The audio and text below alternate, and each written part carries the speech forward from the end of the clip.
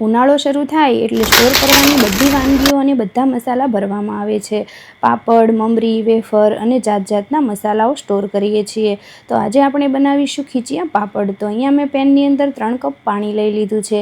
એની અંદર 1 ટીસ્પૂન પાપડ ખાર, 1 ટીસ્પૂન મીઠું, 1 ટીસ્પૂન વાટેલાલ મરચાંનો ભૂકો અને 1 ટીસ્પૂન જીરું એડ કરી દઈશું અને સારી રીતે મિક્સ કરી દઈશું. અને આ પાણીને આપણે ઉકળવા દેવાનું છે. પાણી ઉકળ્યા બાદ પછી આપણે તેની અંદર એડ કરવાનો છે ચોખાનો લોટ. મેં અહીંયા કરકરો એવો ચોખાનો લોટ લઈ લીધો છે. ચોખાનો લોટ મેં 3 કપ પાણીની અંદર 2 કપ જેટલો ઉમેર્યો છે અને તેને વેલણની મદદથી આપણે મિક્સ કરી દઈશું. જો તમને અહીંયા વેલણ ના લેવું હોય તો તમે ચમચાની મદદથી પણ આને મિક્સ કરી શકો છો, પણ વેલણની મદદથી એ બરોબર મિક્સ થઈ જશે અને એકદમ સરખું બનશે. વેલણની મદદથી તમે જો આ ખીચું તૈયાર કરશો તો એકદમ પરફેક્ટ અને સારી રીતે તૈયાર થશે.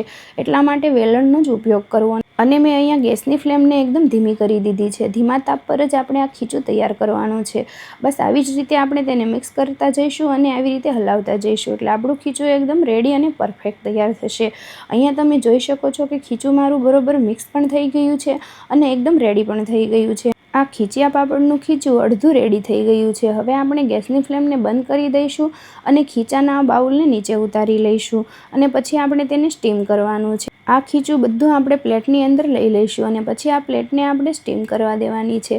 એટલા માટે અહીંયા મેં બધું જ ખીચું પ્લેટની અંદર લઈ લીધું છે. જો તમારે અહીંયા આ ખીચાને સ્ટીમ ના કરવું હોય તો 1 કપ પાણી વધારે એડ કરી અને ખીચાને થોડું બાફવા દેવું એટલે તમારું ખીચું એકદમ પરફેક્ટ બનશે. પણ જો તમે આને સ્ટીમ કરીને પાપડ તૈયાર કરશો તો પાપડ એકદમ સોફ્ટ અને એકદમ પોચા બનશે. એટલા માટે અહીંયા તેને સ્ટીમ કર્યું છે. ઢાંકણ ઢાંકી 5 મિનિટ માટે આપણે તેને સ્ટીમ થવા દઈશું. 5 મિનિટ થઈ જાય પછી આપણે આ ખીચું ઉતારી લેવાનું છે અને 5 મિનિટ થઈ ગઈ છે. હવે આપણે આ ખીચાને બહાર કાઢી લઈએ. ખીચું ગરમ ગરમ હોય ત્યારે જ આપણે તેને સારી રીતે કૂણવી લેવાનું છે અને થોડું થોડું તેલ લગાવતા જઈ આવી રીતે તેને કૂણવી દેવાનું છે. એકદમ સોફ્ટ ડો તૈયાર કરીએ એ રીતે આપણે તેને તૈયાર કરી લેવાનું છે. ખીચું એકદમ ગરમ ગરમ છે એટલે થોડું ગરમ તો લાગશે, પણ ગરમ ખીચું હશે ત્યારે જ આપણે તેને આવી રીતે તૈયાર કરી લેવાનું છે. કેમ કે આવી રીતે આપણે કૂણવશું તો પાપડ એકદમ પોચા અને એકદમ સરસ બનશે. એટલે આ કૂણવવું બહુ જ જરૂરી છે. જેમ આ વધારે કૂણવાશે એમ પાપડ એકદમ પોચા અને એકદમ સરસ બનશે. અહીંયા મેં આ બધું ખીચું સારી રીતે કૂણવીને તૈયાર કરી લીધું છે. ખીચામાંથી આપણે લુવા તૈયાર કરી લઈશું અને પાપડ આપણે મશીનમાં તૈયાર કરવાના છે. તો એ માટે મેં અહીંયા લીધી છે પ્લાસ્ટિકની શીટ. એની ઉપર આપણે થોડું ઓઇલ લગાવી દઈશું અને પછી આપણે આ પાપડનો લુવો મૂકી દઈશું અને પછી એની ઉપર પાછી એક પ્લાસ્ટિકની શીટ મૂકી દઈશું અને પછી આપણે આવી રીતે મશીનને એકદમ દબાવી અને પાપડને તૈયાર કરી લેવાના છે. અને તમે અહીંયા જોઈ શકો છો કે એકદમ પરફેક્ટલી અને એકદમ સારી રીતે મારા આ પાપડ રેડી પણ થઈ ગયા છે. અને હવે આ પાપડ થોડા જાડા લાગે તો હાથની મદદથી તમે આવી રીતે તેને પતલા પણ કરી શકો છો.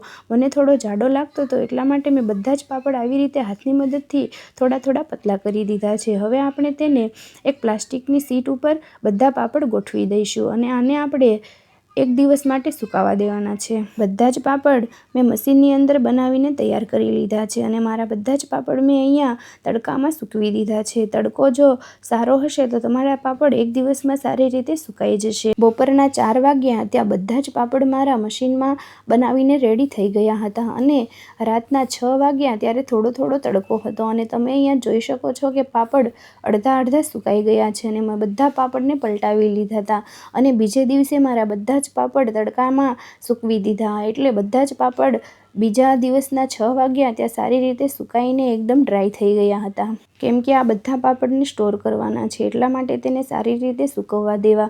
જેમ તડકાની અંદર સારી રીતે સુકાશે એમ આ પાપડ ખરાબ પણ નહીં થાય. એટલા માટે 2 દિવસ માટે તેને સૂકવવા દેવા. અને અહીંયા તમે જોઈ શકો છો કે બધા જ પાપડ સારી રીતે ડ્રાય પણ થઈ ગયા છે અને એકદમ સુકાઈ પણ ગયા છે. પાપડ તો એકદમ રેડી થઈ ગયા છે. જો તમારે આને સ્ટોર કરવા હોય તો 1 વર્ષ માટે તમે આને સ્ટોર પણ કરી શકો છો. એરટાઈટ ડબ્બાની અંદર પેક કરી અને તમે આને આખું વર્ષ ખાઈ પણ શકો છો. પાપડ તો એકદમ રેડી થઈ ગયા છે. હવે આપણે તેને તળીને પણ જોઈ લઈએ કે પાપડ આપણા કેટલા મોટા થાય છે અને કેવા બને છે. તળાયા પછી પાપડ એકદમ મોટા પણ બની ગયા અને એકદમ સરસ પણ થઈ ગયા છે. તો અહીંયા પાપડ તો એકદમ પરફેક્ટ બની ગયા છે. અને પાપડ તમે જ્યારે પણ ફ્રાય કરો ત્યારે ગેસની ફ્લેમને એકદમ ફાસ્ટ જ રાખવી. તેલ જો તમારું સારું એવું ગરમ હશે તો જ પાપડ તમારા એકદમ મોટા થશે અને એકદમ સારા તળાશે અને એકદમ પોચા અને એકદમ ક્રિસ્પી પણ બનશે. જો તેલ બહુ સરખું ગરમ નહીં હોય તો પાપડ તમારો કાચો થશે અને મોટો પણ નહીં બને. એટલા માટે ગેસની ફ્લેમને એકદમ ફાસ્ટ રાખવી અને ફાસ્ટ ફ્લેમ પર જ બધા પાપડને ફ્રાય કરવા. તમારા પાપડ એકદમ પોચા અને એકદમ સરસ બનશે. અને અહીંયા તમે જોઈ શકો છો કે બધા જ પાપડ મેં તળીને રેડી કરી લીધા છે. આ પાપડ એકદમ ટેસ્ટી, એકદમ મસાલેદાર અને એકદમ ક્રિસ્પી કુરકુરા બન્યા છે. એકદમ પોચા અને એકદમ ક્રિસ્પી એવા ખીચિયા પાપડ રેડી છે.